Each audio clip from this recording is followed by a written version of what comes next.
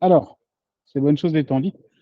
Qui n'était pas là à la présentation juste avant, par Rachid? Ok.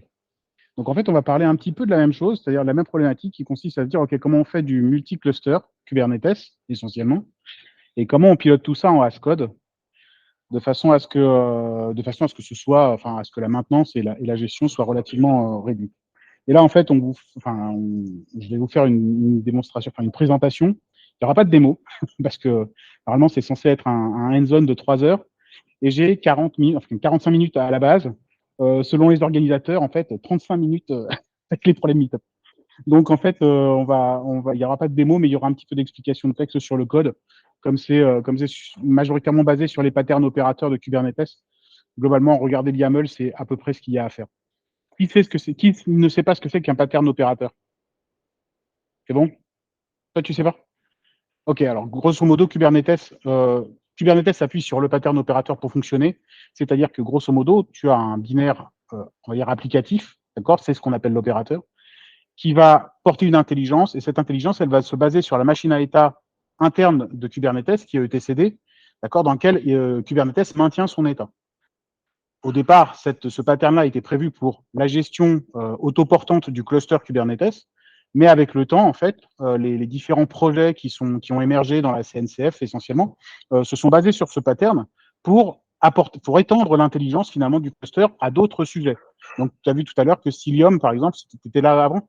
Donc, Cilium, par exemple, c'est un pattern opérateur. Argo CD s'appuie sur le pattern opérateur, c'est-à-dire que l'état qu'il connaît, il est stocké dans le TCD, et derrière, en fait, les opérateurs viennent piocher cet état, regarder, enfin, interroger le cluster pour vérifier l'état réel et faire de la convergence par rapport à ça. Bonjour, donc moi je suis Ludovic Pio. Je devais faire ce talk avec Laurent Grangeot. Laurent est architecte solution chez Google. C'est pour ça qu'on va parler un petit peu d'Anthos. Et moi, donc, je suis freelance, plus pour très longtemps normalement, DevOps et architecte cloud. Alors, merci aux sponsors qui permettent cette première tenue de Cloudest en physique. Et donc, voilà. Alors, normalement, on était censé aujourd'hui avoir 2 talks sur ce sujet Crossplane plus Anthos. Un premier talk donné par Vincent Landan sur la partie théorique, on va dire, et puis moi qui faisais plus la partie hands-on sur une deuxième heure. Là, en fait, il a fallu tout condenser. Donc, en fait, ça va être essentiellement de la présentation des outils et que vous compreniez un petit peu ce que les outils permettent d'obtenir. Crossplane, qui n'a jamais fait de Terraform dans sa vie? Enfin, qui ne sait pas ce que c'est que Terraform, qui n'a pas les grands concepts de Terraform? Vous les avez tous, même si vous n'avez pas codé avec? Ok. Donc globalement, hein, ça permet, depuis du code, alors c'est du HCL dans Terraform, en gros, depuis un code de configuration, on utilise un outil, là en l'occurrence Terraform, pour aller taper les API essentiellement des cloud providers pour faire du provisioning de ressources cloud. Terraform présente un problème principal. Quel est-il? Qui peut me dire quel est le problème principal?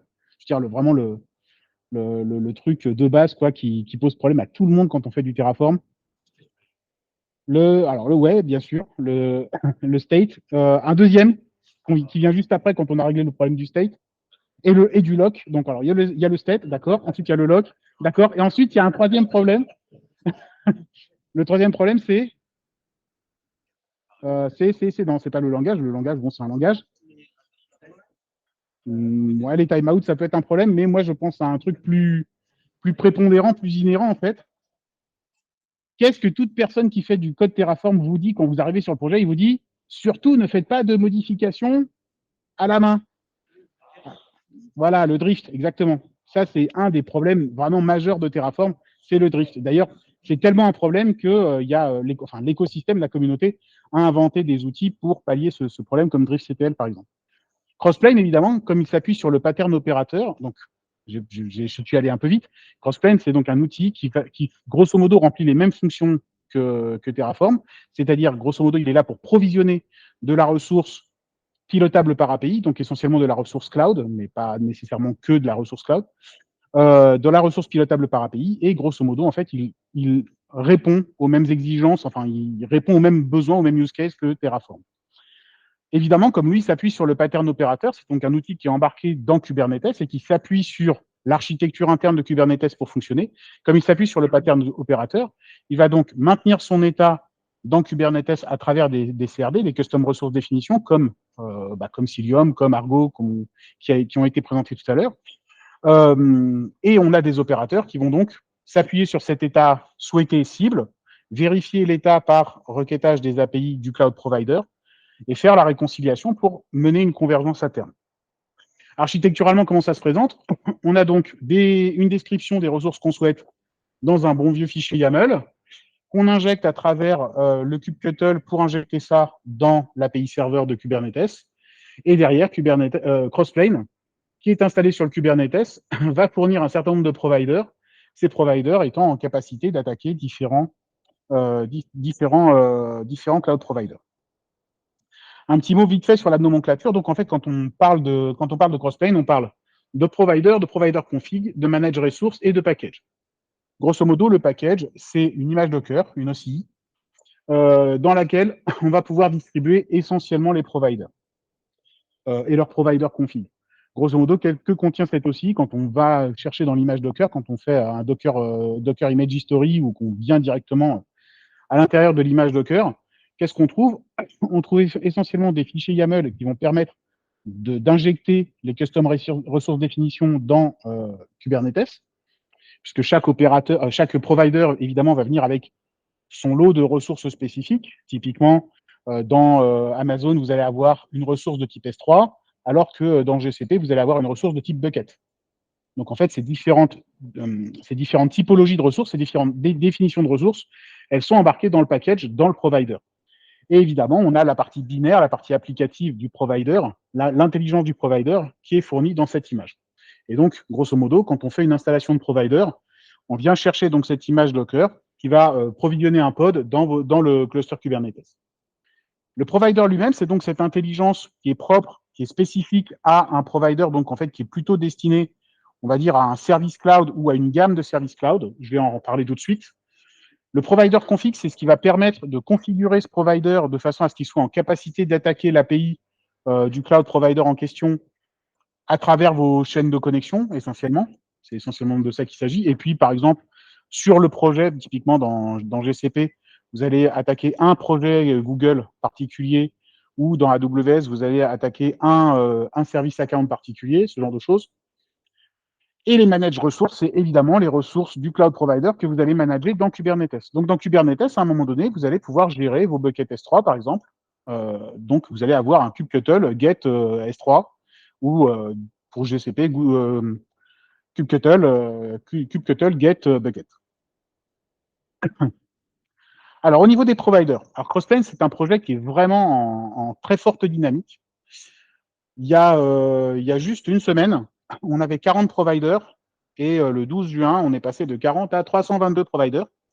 Alors pourquoi? Parce qu'en fait, derrière Crossplane, on a une société qui s'appelle Upbound qui a mis en place une espèce de moulinette qui vient directement scruter les providers Terraform pour en fabriquer des providers Crossplane. Donc grosso modo, en fait, on a un projet qui est extrêmement dynamique. Jusqu'à la semaine dernière, en fait, ils avaient un problème principal qui était qu'on avait des providers monolithiques, c'est-à-dire qu'on avait un provider GCP qui s'occupait donc de gérer toutes les ressources présentes dans GCP, ainsi qu'un provider AWS qui gérait toutes les ressources dans AWS. Donc, je ne sais pas si vous savez le nombre de ressources différentes qui existent dans AWS, par exemple, mais elles sont vraiment très, très nombreuses. Et donc, à un moment donné, il y a simplement eu des problèmes de performance, de taille de provider, de complexité de documentation des providers, de complexité de gestion des cycles de vie de providers, etc., etc. Ce qui fait qu'en fait, ils ont splitté ça. Et maintenant, au lieu d'avoir des providers monolithiques, il y avait une cinquantaine de providers. On est passé à des familles de providers. Et donc, là où historiquement, on avait un provider GCP ou un provider Amazon, maintenant, on a une chier de providers AWS, par exemple, dans lequel on va avoir un provider plutôt orienté stockage, un provider plutôt orienté DB, un provider plutôt orienté IaaS, etc., etc. Grosso modo, ça se présente comme ça.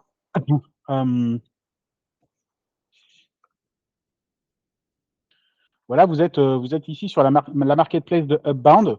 Et donc, dans cette marketplace, vous allez avoir un certain nombre de providers officiels.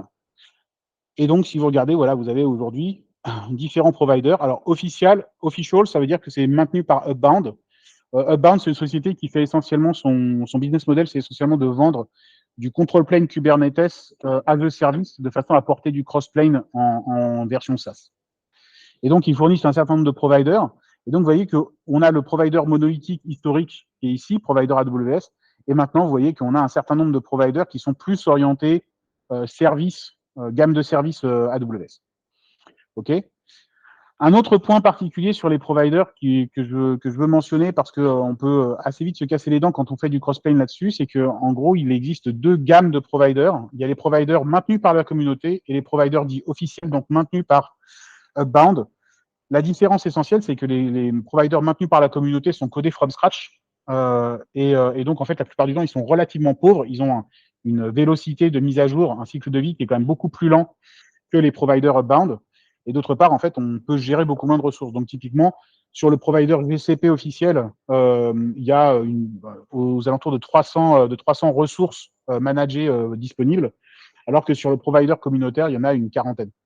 Donc, en fait, on peut vraiment faire beaucoup moins de choses avec les providers communautaires, même si eux sont clairement open source et pilotés par la communauté, là où Upbound a la main sur les autres. Mais grâce à leur moulinette, en fait, ils sont en train de rattraper vraiment de rattraper l'état de capacité de management qu'on peut avoir dans Terraform. Donc aujourd'hui, on peut quasiment faire dans Crossplane ce qu'on sait faire dans Terraform. Qu'est-ce qu'on a dans les providers? Donc, on gère essentiellement tous les cloud vendors occidentaux. Il y a aussi du Ali. On a tous les outils d'infra as code, type Ansible, etc. On a les outils de CI/CD, donc on sait piloter du GitLab, on sait piloter du Travis, ce genre de choses. Les outils de monitoring type Prometheus, etc., etc. Donc en fait, tous ces outils-là, on sait les piloter et on sait les provisionner à travers du crossplay.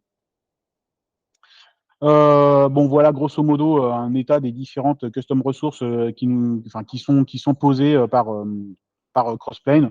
C'est pas très intéressant. Voyons voir un petit peu à quoi ça ressemble d'un point de vue code. Alors, vous avez ici, ouais, on a le truc là, c'est pénible. Hop. Non, c'est pas ça que je voulais faire.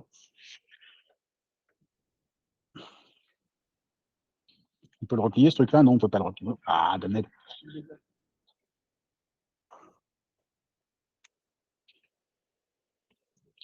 Voilà. Donc, grosso modo, quand vous voulez injecter un provider, donc une fois que votre crossplane est installé, et votre crossplane il s'installe à travers un chart Helm, hein, tout bêtement, Helm installe crossplane. Une fois que vous l'avez installé, donc vous choisissez le provider que vous voulez utiliser. Crossplane va se poser dans son propre namespace. Néanmoins, en fait, c'est un namespace qui doit avoir un rôle cluster, puisque grosso modo, en fait, les ressources vont être gérées au niveau du control plane. D'accord? Ensuite, par contre, certaines ressources peuvent être associées à des namespaces en termes de sécurité airbag. Et donc, en fait, on peut très bien se dire, on a une base de données de type SQL, de type Cloud SQL Google, par exemple. On l'a associé à un namespace applicatif dans Kubernetes. Mais par contre, l'ensemble des ressources sont définies au niveau cluster-wide. Donc là, en fait, on a le provisioning de deux providers, le provider communautaire GCP et le provider Upbound GCP. Vous voyez, en fait, c'est très simple. On retrouve vraiment une nomenclature très Kubernetes-like. Ici, on a la configuration. Alors, évidemment, comme on est dans un monde Kubernetes, on va avoir, par exemple, là, qu'est-ce qu'on a, en fait? On a la configuration qui permet de dire au provider GCP, donc qui s'appelle Crossplane Anthos, que je vous ai montré juste avant, ici. Voilà. Provider GCP. Et ici, name, où il est le provider.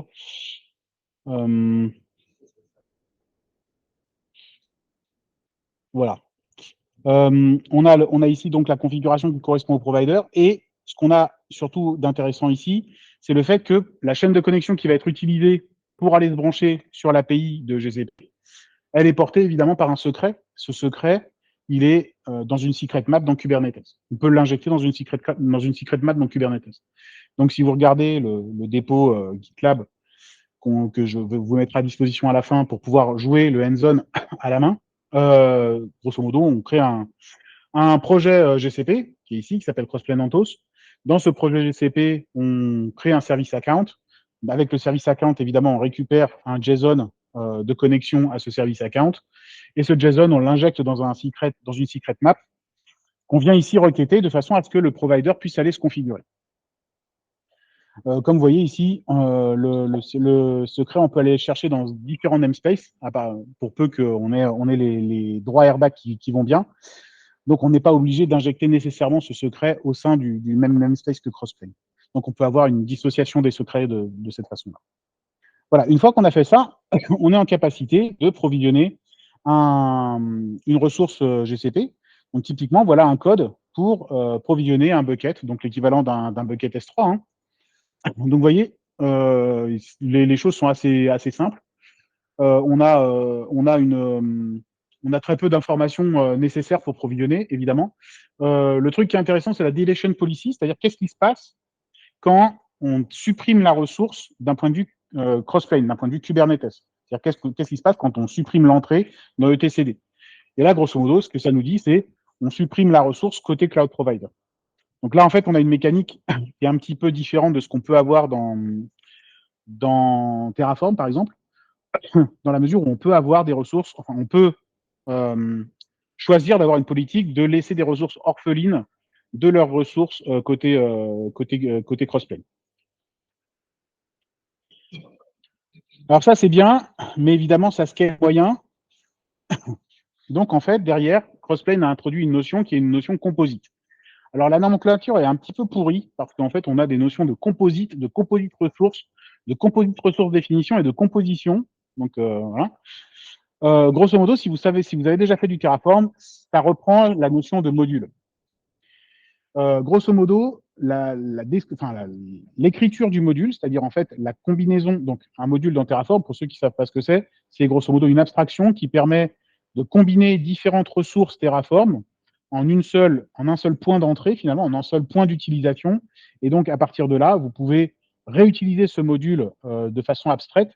Donc, typiquement, quand vous avez approvisionné dans GCP, par exemple, une base de données, en fait, vous ne provisionnez pas une base de données, vous provisionnez une instance, plus un schéma, plus éventuellement un compte de service, etc. Et donc, en fait, ça, ce sont autant de ressources différentes qu'il va falloir combiner les unes avec les autres de façon à obtenir ce qu'on souhaite vraiment, c'est-à-dire un schéma de base de données utilisable, un password, etc. Et donc, par rapport à ça, dans Terraform, on va avoir tendance à créer un module qui s'appelle grosso modo schéma à la demande. Et dans ce module schéma à la demande, en fait, on va avoir cette composition. Grosso modo, dans Crossplane, c'est la même chose qu'on a. C'est-à-dire qu'on a la composition qui est vraiment la description des différentes ressources qu'on souhaite provisionner au niveau du cloud provider. On a la composite ressource qui est l'expression, enfin, qui est l'instanciation de cette composition à une demande donnée. Cette demande, c'est le claim. D'accord? Et le claim, qu'est-ce qu'il fait en fait? Ce qu'il va faire, c'est sélectionner une composition et l'hydrater à travers la valorisation d'une interface qui est la composite resource définition. C'est-à-dire que, grosso modo, la composition, elle va fournir une surface d'interfaçage, une surface de configuration qui est la composite resource définition. Donc, grosso modo, dans cette composite resource définition, on va injecter des informations du type « je veux que mon instance de base de données, elle fasse telle taille, qu'elle soit multirégion ou monorégion, que le schéma, il s'appelle machin, etc. etc. » Alors, la notion de composite, elle est intéressante. Ouais, un truc que je n'ai pas précisé, c'est contrairement à Terraform, il n'y a pas de notion de plan. Donc, il n'y a pas de notion de dépendance.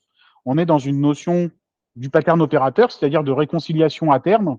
Et donc, en fait, chaque ressource va être indifférente. Chaque ressource va être indépendante. Donc, si par exemple, vous avez besoin d'une instance EC2, par exemple, et que vous avez besoin d'appuyer cette instance EC2 sur un disque, vous allez avoir deux ressources différentes. Vous allez provisionner potentiellement deux ressources différentes. Et si vous essayez de et si l'opérateur essaye de provisionner l'instance EC2 avant d'avoir instantié le disque, la première ressource va tomber en erreur dans l'attente que la deuxième soit créée. Et lors de la prochaine réconciliation, la ressource EC2 va enfin être créée puisque le disque EBS sera disponible. Donc en fait, il faut faire attention à ça, c'est qu'en fait, il n'y a pas de notion de dépendance, même dans la notion de composite ressource.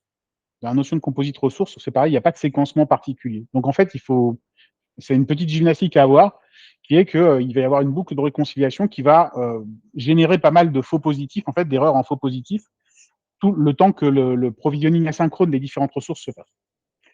Par contre, le truc qui est intéressant dans le cross-plane composite, c'est la même chose avec les Terraform modules, c'est qu'en fait, on a la séparation des périmètres de responsabilité. Donc, typiquement, tout ce qui est construction des compositions va plutôt être dévolu à vos personnels d'infrastructure ou d'administration, enfin, DOPS, quoi. Là où, en fait, vous allez pouvoir les claimer et les consommer à un niveau applicatif typiquement. La chose intéressante aussi, c'est que votre composite, elle n'est pas forcément mono cloud provider. Vous pouvez très bien vous dire, je fais une abstraction de type base de données, et en fait, derrière, il va y avoir une sélection de est-ce que ma base ce sera du GCP ou est-ce que ma base ce sera de l'AWS, en fonction d'un certain nombre d'informations qui peuvent être fournies, par exemple, par le claimer applicatif. Donc, typiquement, si le claimer applicatif est sur un... Oui. Quel service SQL? Parce que Alors, les providers, ils ont plusieurs services d'un même. Enfin, ils ont plusieurs types de services d'un même service.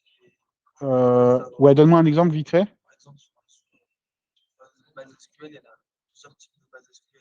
Il y a du MySQL, Ouais, oui, bien sûr. Alors, ouais, tout à fait. Alors, la question c'était, je répète pour l'enregistrement, la question c'était comment on fait pour savoir quel type de ressources on souhaite. Je te montre tout de suite un code. Donc, typiquement, là, voilà un code de composite, enfin de composition plus exactement. Donc ici, en fait, on provisionne une base de données GCP. Donc, le service de base de données dans GCP s'appelle Cloud SQL. Et dans Cloud SQL, il y a différents types de bases de données, du Postgre, du MySQL, etc. Donc, en fait, on est dans le même cas que tu présentes côté Azure. Ici, grosso modo, ce qu'on va faire, c'est qu'on a une composition. Donc là, ça, c'est la partie abstraction, d'accord, la composition, qui va s'appeler Jet Postgres SQL GCP database machin, ok. Et là, en fait, ce qu'on lui dit, donc on va créer une XRD, donc en fait une composite ressource de type, enfin une composite ressource définition de type X Jet Postgres machin truc, ok. Et là-dedans, en fait, ce qu'on va faire, c'est qu'on va injecter donc on va séquencer le provisioning de différentes ressources et de différentes ressources d'un certain type. Et donc là, tu vois que par exemple, on va injecter ici une base de données de type Postgre, d'accord, à travers ici une instance Cloud SQL. Donc en fait, la ressource d'un point de vue GCP s'appelle une SQL Cloud Instance. Elle est d'une nature particulière qui est Postgre en version 14, d'accord. Et à partir de là, en fait, tu vas pouvoir injecter, tu vas pouvoir provisionner ta ressource telle que tu le souhaites, d'accord.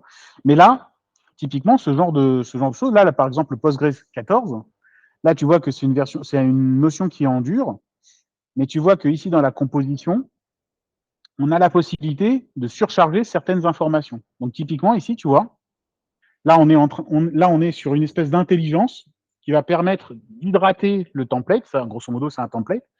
Et là, dans ce template, on hydrate en disant, en fait, dans ton interfaçage qui est ta custom resource définition, tu as une information qui s'appelle storage GB.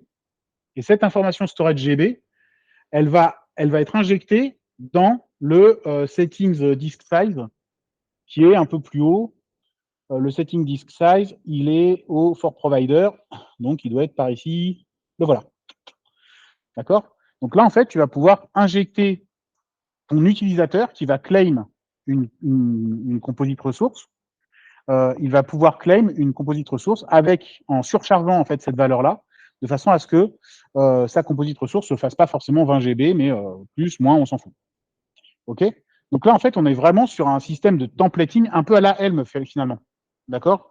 Si vous êtes à l'aise avec Helm, on pourrait faire une analogie qui est que ici, vous avez votre manifeste, grosso modo, vous avez votre charte, OK.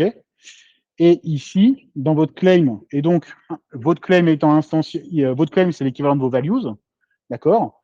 Et votre composite ressource, c'est vraiment le M-chart tel qu'il est installé sur donc, cluster Kubernetes. OK. Je ne sais pas si l'analogie te parle, mais grosso modo, c'est comme ça que ça se passe.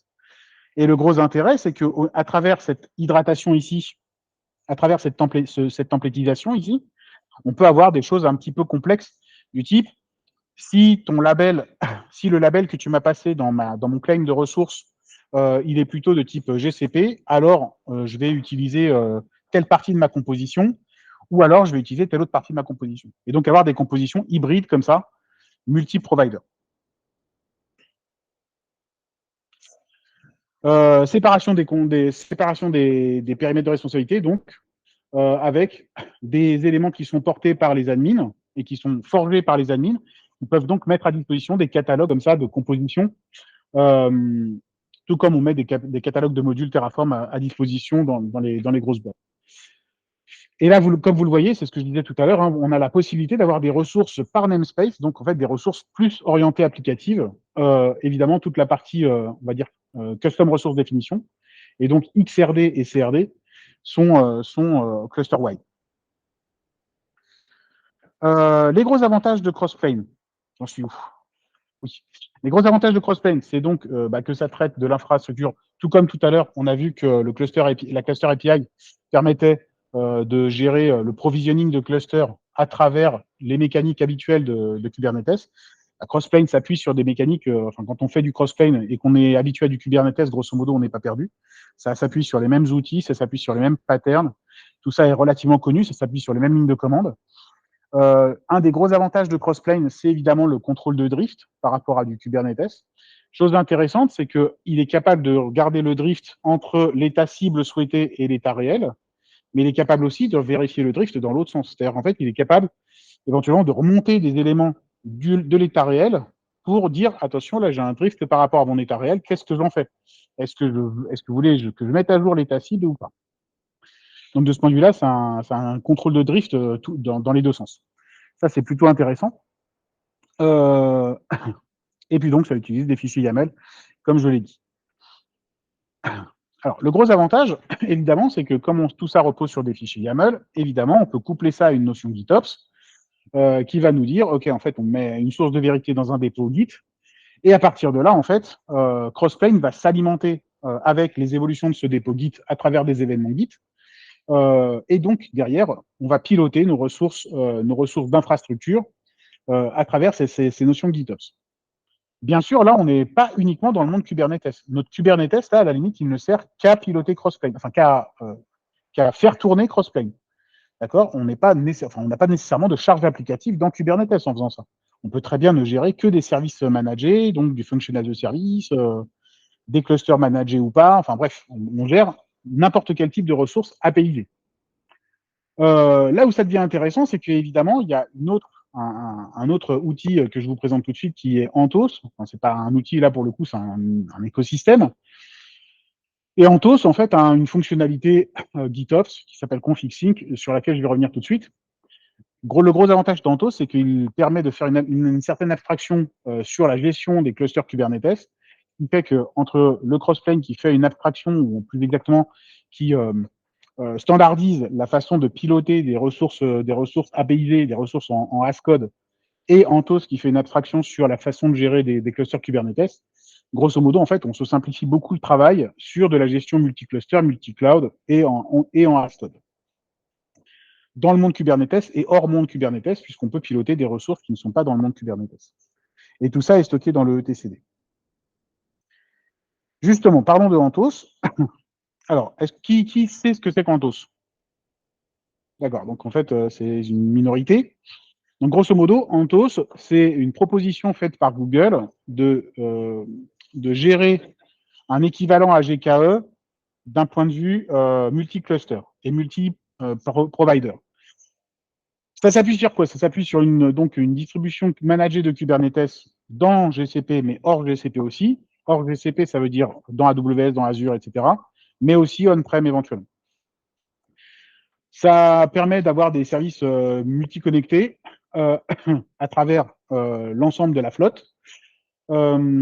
Et ça, donc évidemment, ça permet d'avoir un point d'entrée unique pour tout ce qui est management et métrologie, donc tout ce qui est remontée de monitoring et remontée d'indicateurs.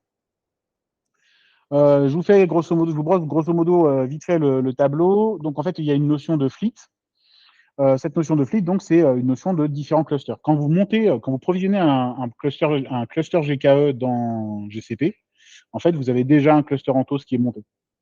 Il y a juste certaines fonctionnalités qui ne sont pas activées, mais vous êtes déjà dans une flotte Anthos. Donc, grosso modo, qu'est-ce que permet la flotte? Ça permet d'avoir c'est une entité logique dans laquelle, en fait, on va avoir différents clusters qui sont managés à travers donc une seule interface web, éventuellement une seule API de contrôle pilotée par la CLI. Et comme vous le voyez, en fait, vous avez des namespaces unifiés, vous avez une classe d'identité unifiée.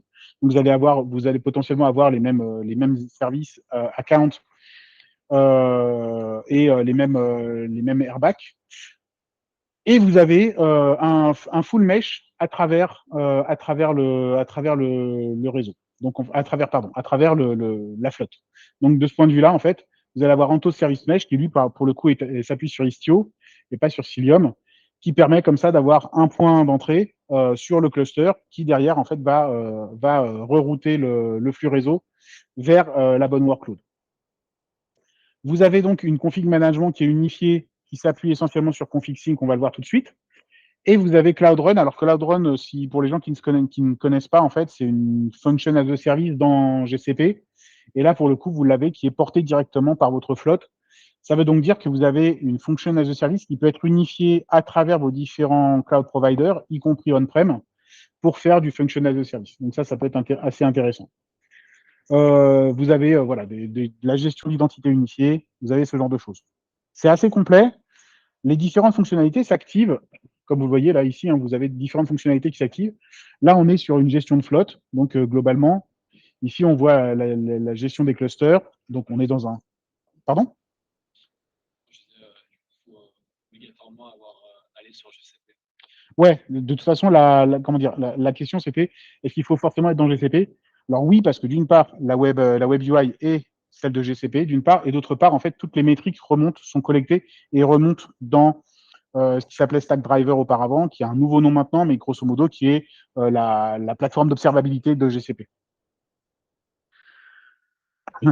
Alors, Anthos Config Management, globalement, tout à l'heure, Argo vous a été présenté. Alors, Argo, c'est vraiment la Rolls-Royce des outils de config management sur pattern opérateur, donc orienté GitOps. Config Sync, c'est une version, on va dire, c'est un équivalent plutôt allégé d'Argo CD, mais qui est embed directement dans la flotte Anthos. Donc ça peut être intéressant. Initialement, c'est prévu évidemment pour faire de la configuration sur le cluster, donc poser des daemon sets, faire évoluer des nœuds, poser des labels, etc. Mais en fait, on peut aller plus loin, on peut faire du déploiement applicatif, etc. Donc typiquement, on peut très bien envisager d'avoir notre dépôt Crossplane qui est piloté par config sync. Et donc derrière, c'est les événements sur ce dépôt à destination de Crossplane vont être topés par config sync en termes d'événements pour être injectés dans la machine à état, dans le TCD côté Kubernetes, de façon à ce que l'opérateur Crossplane puisse aller watcher ça et agir en conséquence. On a aussi un contrôleur de policy qui permet en amont de tout événement de compute de vérifier. Alors c'est basé sur Open Policy Agent. Et ce policy controller, il permet de faire de la vérification de policy ou des spécifications sur les pods, etc. Avant injection. Évidemment, on a tout un set de policy qui viennent pré-câblés, fournis par Google. Laurent pourrait vous en parler beaucoup mieux que moi, parce que évidemment, c'est un projet qui évolue beaucoup aussi. Alors évidemment, dans la config sync, on a la possibilité, alors c'est comme dans les différents outils GitOps, que ce soit Flux ou Argo, on peut watcher, on peut scruter différents dépôts Git, et donc avoir des patterns de type, on a un dépôt Git qui va gérer plutôt la configuration cluster, et puis on a un dépôt Git qui va gérer plutôt la conf applicative pour telle application ou pour telle équipe, etc., etc. Voilà, pour le coup, les patterns sont multiples, ça dépend en fait de vos organisations. Là encore, avec une séparation des concerns. La partie service mesh, je fais très vite. Donc, ça se base sur Istio. Alors, ça se base sur Istio qui peut être soit en control plane managé, soit embarqué dans le cluster, soit complètement managé, mais dans le cluster. Bref, en fait, on a différents parfums d'Istio installés. Évidemment, le gros avantage, c'est que ça permet de faire du MTLS, ça permet de faire de l'authentification, ça permet de faire du thresholding, etc., etc. Donc, en fait, toutes les fonctionnalités d'Istio sont disponibles. Et comme vous le voyez, en fait, tout ça est géré à travers, encore une fois, ce que Google appelle la single pane of glass, c'est-à-dire, en fait, en gros, le guichet unique, avec, en plus, certains raffinements du type, on a les SLO sur l'ensemble de la flotte, ce genre de choses. Alors là où c'est intéressant, c'est qu'évidemment, c'est ce que vous verrez si vous faites le hands-on, parce que finalement, là, quelque part, je ne fais qu'une pub, mais qu'un teaser pour un truc de 3 heures que vous pouvez faire chez vous si ça vous intéresse. Globalement, ce qui est intéressant, c'est qu'à partir de ces patterns GitOps et le fait qu'on gère de façon de façon unifiée et indifféremment différents clusters au sein d'une flotte en TOS, globalement, en fait, ça simplifie énormément le boulot en termes de management, puisque vous verrez si vous faites le hands-on. Donc, le hands-on consiste à d'abord bootstrapper. Donc, il faut avoir un crossplane. Donc, il faut avoir un cluster Kubernetes. Donc, le premier truc qu'on fait, c'est qu'on va dans Google, dans Cloud Shell. Donc, Cloud Shell, c'est la petite interface ligne de commande Linux disponible directement dans GCP. Là, en fait, vous avez un mini-cube qui est disponible. Donc, vous pouvez installer un premier crossplane dessus. Et là, en fait, vous pouvez bootstrapper votre premier cluster en TOS à travers du crossplane. Une fois que vous avez fait ça, vous avez donc un premier cluster en TOS qui est disponible. Vous le faites rejoindre la flotte. Et une fois que vous avez activé sa jonction à la flotte, vous pouvez installer crossplane dessus. Et à partir de là, en fait, depuis votre cluster en TOS, enfin plus exactement depuis votre flotte en TOS, vous allez être capable d'étendre votre flotte à d'autres cloud providers. Et ainsi de suite, et ainsi de suite. Tout ça en mode GitOps. Donc ça, c'est plutôt intéressant de ce point de vue-là. Évidemment, donc on peut, enfin voilà, ce qui est indiqué là, c'est qu'on peut gérer les configurations de cluster de façon homogène ou de façon différenciée à travers tous les workflows Git qu'on connaît. Voilà.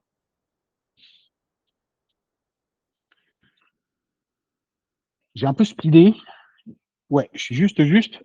Donc globalement, en fait, à la fin, ce qu'on a, c'est qu'on a un dépôt Git dans lequel on a notre gestion de flotte. Ce dépôt Git, il est watché par Anthos Config Sync. Et ce watching par Anthos Config Sync permet d'injecter des ressources au niveau Crossplane. Et Crossplane, à ce moment-là, va être en capacité de provisionner ce qu'il faut dans GCP, dans Azure, dans AWS, et on-prem, etc. Alors, on-prem, je ne crois pas que les providers français, type Scaleway, OVH, etc., ont des providers côté Crossplane. En tout cas, le mois dernier, il n'y en avait pas encore. Je ne pense pas que ça ait beaucoup évolué depuis. Mais je sais que c'est un projet qui est très regardé par les différents providers, dans la mesure où ils commencent à gagner pas mal en force de frappe et en affide. Donc, ce ne serait pas étonnant qu'à un moment donné, OVH et Scaleway fassent le taf pour augmenter le provider. D'autant que la fameuse moulinette que Upbound utilise pour faire la transition depuis les providers Terraform, elle est open source. Donc, de ce point de vue-là, en fait, l'effort de portage n'est pas forcément énorme. Voilà, j'ai à peu près fini. Je vais vous faire voir vite fait le code quand même, de façon à ce que vous ayez une petite idée de ce qu'on peut faire. Donc voilà. Donc en fait, vous voyez là dans l'arborescence, vous voyez bien là. Ouais, ça va, c'est assez grand. Donc dans l'arborescence, vous avez un répertoire Bootstrap. Et ce répertoire Bootstrap contient donc le fameux provider que je vous ai montré tout à l'heure. Donc là, en l'occurrence, un provider GCP. D'accord. Ce provider GCP nous permet de nous brancher à l'API à travers ce secret. OK. Et derrière, en fait, on va injecter un premier cluster. Donc là, en fait, le code que vous avez là, c'est le code qui permet de provisionner un premier cluster en cause. Donc, vous voyez, c'est pas foufou, hein. On a une ressource de type cluster Donc, on lui dit que si on delete la ressource d'un point de vue crossplane, ça va conduire à la suppression du cluster côté GKE. C'est à voir, hein, on pourrait faire autrement. Et puis, voilà, on lui indique le nombre de nœuds initiaux, la taille des nœuds, enfin, la taille des nodes côté GKE. Et puis, voilà, c'est à peu près tout. Chose importante, c'est qu'ici, évidemment, on lui indique quelle est la provider config qu'on utilise, parce que évidemment, notre crossplane, il est cluster-wide, et donc on peut avoir plusieurs providers, plusieurs connexions à un même cloud provider. Typiquement, hein, si vous avez différents départements qui ont différents service accounts pour aller provisionner des ressources dans AWS parce que FinOps ou ce genre de choses, ou simplement pour des raisons de sécurité, vous avez la possibilité d'embarquer différents providers et différentes configs de façon à pouvoir taper sur différents service accounts, etc., etc. Donc voilà, ici, en fait, vous avez le provisioning du cluster GKE. Et ensuite, ici, vous avez l'activation de la flotte Anthos à travers la notion de membership. Voilà, c'est à peu près tout ce qu'il y a à voir, vous voyez. Donc, en fait, le code, il est super simple. Et à partir de là, en fait, vous avez une flotte. Ça, c'est pour provisionner le premier cluster. Et comme je vous le disais, donc, à partir de ce premier cluster, on va pouvoir équiper ce premier cluster avec du crossplane. Et une fois qu'on a équipé ce premier cluster avec du crossplane, bah, ici, vous avez la partie Anthos dans laquelle vous allez pouvoir provisionner un deuxième cluster avec un code qui ressemble énormément. La chose intéressante, c'est que dans le provider GCP, vous allez avoir la possibilité, alors c'est assez bizarre, mais en fait, il faut utiliser le provider GCP pour aller provisionner un cluster Anthos AWS, dans lequel vous aurez donc à fournir à la fois de quoi vous connecter au provider GCP, mais aussi une chaîne de connexion qui permettra à ce provider GCP d'aller piloter l'API AWS. Donc, en fait, vous pilotez par rebond comme ça. C'est assez marrant, mais voilà. Donc, c'est le genre de choses qu'il y a à faire. Ça, c'est le dépôt que vous pouvez utiliser pour. Alors, tout est expliqué dans le dépôt. Il y a un README avec vraiment des trucs pas à pas. Donc, en grosso modo, c'est un dépôt qui vous permet de vous brancher et de faire toute la manip pour avoir un double cluster, enfin, deux clusters au sein d'une flotte Anthos. Des petits points particuliers. Jusqu'à une époque récente, je ne sais pas comment ça a évolué depuis la semaine dernière, où ils ont splitté la notion de provider. Le pattern opérateur, d'ailleurs, tout à l'heure, Rachid en a parlé. Je ne sais pas si vous avez fait gaffe parce qu'il y avait beaucoup d'informations dans son talk. Mais en fait, le pattern opérateur, il vient avec un problème, et en particulier quand vous êtes sur des clusters Kubernetes managés, c'est que quand vous êtes sur des clusters Kubernetes managés, vous n'avez pas la main sur la taille de votre control plane. Or, le pattern opérateur, c'est un pattern qui n'arrête pas de taper sur l'API serveur, puisqu'en fait, en gros, vous avez tout un tas de moulinettes, les opérateurs, qui viennent scruter les ressources dans etcd. Et donc, en fait, ça charge énormément l'API serveur. Et donc, entre ces opérateurs de type crossplane qui, grosso modo, en fait, vont scruter systématiquement les API, les ressources cloud, donc côté API serveur, côté API du cloud provider, et les API GitOps de config sync ou de Argo CD ou de Flux, etc., vous finissez par assez vite saturer l'API serveur, en particulier quand vous êtes sur des clusters managés. Donc, de ce point de vue-là, il faut faire un peu gaffe et pas hésiter à un petit peu surtailler votre cluster dans un premier temps et regarder ensuite les ressources consommées, parce qu'en fait, sinon, vous arrivez à des trucs du genre, vous allez provisionner le truc une première fois, vous allez bootstrapper le premier cluster, vous allez activer l'Anthos config sync sur le cluster, et là, en fait, d'un seul coup, vous avez vos ressources qui s'écroulent, votre API serveur, il répond plus parce qu'en fait, il est complètement saturé par le crossplane qui tourne dessus et le config sync qui tourne dessus. Donc, en fait, il s'auto-sature, en fait, quelque part. Et ça met un certain temps avant que la plateforme se dise, OK, là, en fait, le control plane, il est trop petit, il va falloir que je l'upscale. Donc, en fait, ça finit par s'upscaler, mais ça met une bonne trentaine de minutes. Donc, c'est assez long. Il faut faire gaffe à ce genre de trucs. C'est pour ça que sur ce genre de pattern, faites quand même gaffe quand vous commencez à mettre en place des opérateurs, à bien scruter, à bien monitorer les performances de votre API serveur. Et donc, c'est pour ça, par exemple, que Cilium, ça présente vraiment un intérêt d'avoir un control plane dissocié, parce que, mine de rien, ce pattern opérateur, il commence à taper un peu sévèrement sur l'architecture Kubernetes. Voilà ce que je pouvais vous en dire. Alors, je suis désolé, je peux pas faire. Enfin, je n'ai pas pris de démo parce que je pensais vraiment être short en temps, et c'est le cas. Est-ce que vous avez des questions? En fait, si on veut faire une CRD ou une CRD Kickstart, faire des squelettes de ressources et de contrôleurs. Des squelettes de ressources. Alors, la question, alors, en fait, j'ai pas complètement compris la question. Oui.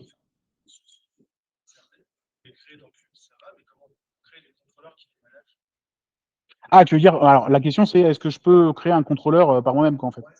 Ouais, alors en fait, c'est juste enfin, c'est un contrôleur. Donc, grosso modo, alors déjà, les contrôleurs sont en open source. Et puis d'autre part, bah oui, en fait, si tu veux créer un contrôleur pour Scaleway ou un contrôleur pour, je sais pas, Clever Cloud, oui, libre à toi, enfin, c'est pas du tout un problème.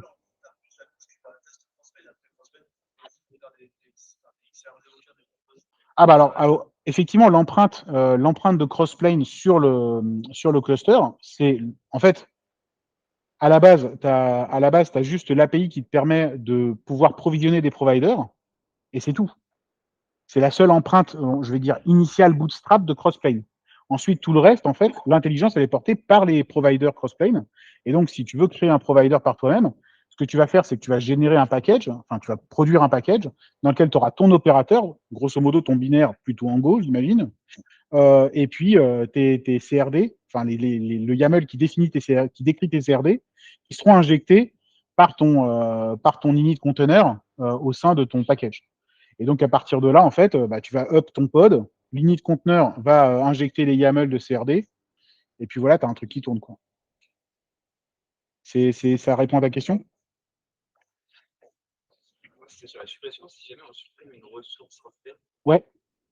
qui est censé supprimer l'autre source, mais s'il y a un problème à ce moment-là, comment on le sait? On va pas avoir une ressource alors, ouais, alors la question, c'est si on supprime une ressource côté Crossplane, comment ça se passe? Alors en fait, comment ça se passe d'un point de vue synchro avec la ressource et comment on sait le statut de la ressource réelle côté cloud provider? C'était la question. Alors, en fait, enfin, ta ressource, elle n'est pas tout de suite delete, en fait. Elle passe en termination, enfin, je ne sais plus quel est le state exact, mais grosso modo, tu vas pouvoir suivre dans son state, dans son status, tu vois. Tu vas pouvoir le suivre l'état avant cette suppression. En particulier, si tu es sur du on-delete. Et du coup, s'il y a un problème à la suppression, tu vas le voir, en fait, tu vas le voir dans tes events de ressources. Ouais. D'autres questions? C'est bon pour tout le monde? Bah, écoutez, merci beaucoup pour votre attention.